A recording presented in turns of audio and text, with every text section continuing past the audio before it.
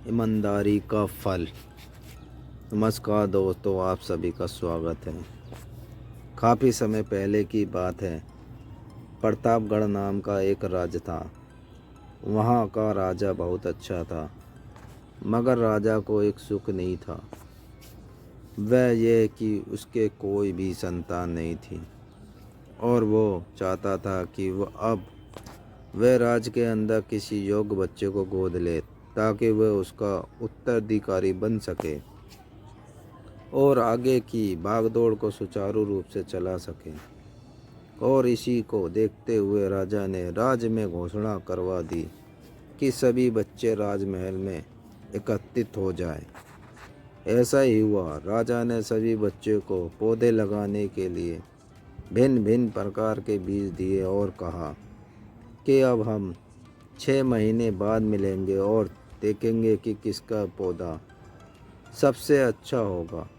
महीना बीत जाने के बाद भी एक बच्चा ऐसा था जिसके गमले में वह बीज अभी तक नहीं फूटा था, लेकिन वह रोज़ उसकी देखभाल करता था और रोज़ पौधे को पानी देता था। देखते ही देखते 3 महीने बीत गए। बच्चा परेशान हो गया। तभी उसकी माँ ने कहा, बेटा धैर्य रखो, कुछ बीजों को फलने में ज़्यादा वक्त लगता है। और वो पौधे को सींचता रहा। 6 महीने हो गए। राजा के पास जाने का समय आ चुका था, लेकिन वो डरा हुआ था कि सभी बच्चों के गमलों में तो पौधे होंगे और उसका गमला खाली होगा। लेकिन वह बच्चा ईमानदार था और सारे बच्चे राजमहल में आ चुके थे। कुछ बच्चे जोश से भरे हुए थे क्योंकि उनके अंदर राज का उत्तराधिकारी बनने की प्रबल लालसा थी। अब राजा ने आदेश दिया, सभी बच्चे अपने अपने गमले दिखाने लगे, मगर एक बच्चा सहमा हुआ था क्योंकि उसका गमला खाली था। तभी राजा की नज़र उस गमले पर गई। उसने पूछा, तुम्हारा गमला तो खाली है। तो उसने कहा, लेकिन मैंने इस गमले की 6 महीने तक देखभाल की है। राजा उसकी ईमानदारी से खुश था कि उसका गमला खाली है, फिर भी वो हिम्मत करके यहाँ आ तो गया।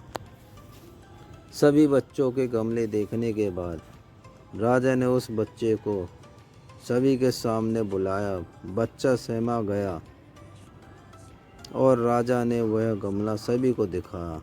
सभी बच्चे जोर से हंसने लगे। राजा ने कहा, शांत हो जाइए, इतने खुश मत होइए।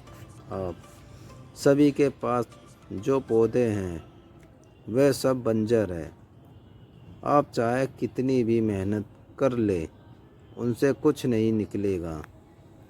लेकिन असली बीज यही था। राजा उसकी ईमानदारी से बेहद खुश हुआ और उस बच्चे को राज्य का उत्तराधिकारी बना दिया।